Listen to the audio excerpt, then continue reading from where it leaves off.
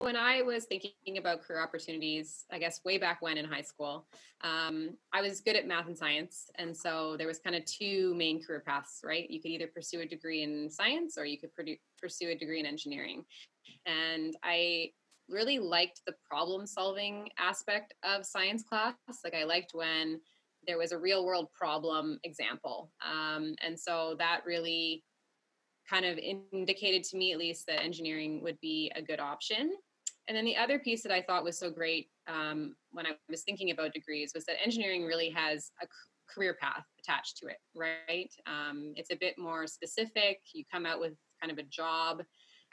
And so I liked that idea of working for 4 years towards a career that was really clear in my mind. And so that was the really early days, right? When I was thinking about kind of what would make sense. And then as I got into engineering school and I started realizing, how broad engineering is.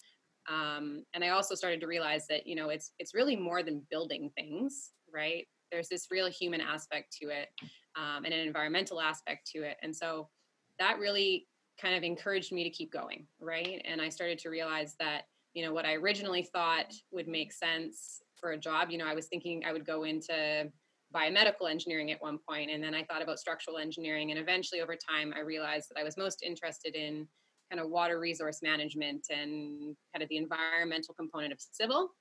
And so it kind of, it refined itself over time. And now I work for a municipality, and so I did get to do a lot of water and utility work.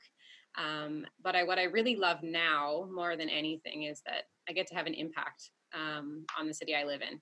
And engineers have such an influence, right? There's all these things that we do every day that people interact with, whether it's you live in your home or you go to your office or you transport yourself or you turn the lights on. That's all engineering. And so it's really nice to be able to think that some of the work that I do makes people's lives better.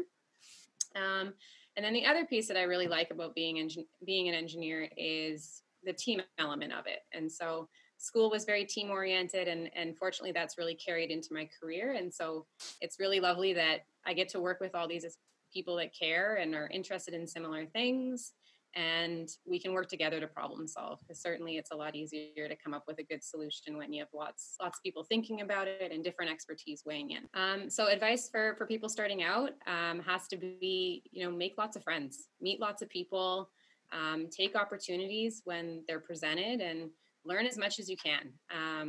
One of the things that I love about my job is that I get to work with so many different people and different experts, and I get to learn from them. And so whether it's learning about how electrical systems get put together for street lighting and traffic signals, or if I'm learning about how green infrastructure can be used to manage rainfall storms, there's so many people that know so much, and you can learn so many things from folks. And I think that's just so important. And it goes beyond just the job and the work world as well, right? Learning through volunteering, whether it's, working with kids or going to universities and speaking, you can also learn a lot from the questions that people ask you. So lots of questions. Be keen to meet people and learn about what they do, and that will go a long way, or at least it has for me. Yeah, so Canada is a growing country. There's lots of opportunity to have our communities and our cities expand, but we also need to do that responsibly. And so we have to kind of balance community building with maintaining our natural environment that we're so lucky to have in Canada. And I think that, engineers are going to play a really critical role in ensuring that growth and that change that we're going to see in Canada is done responsibly.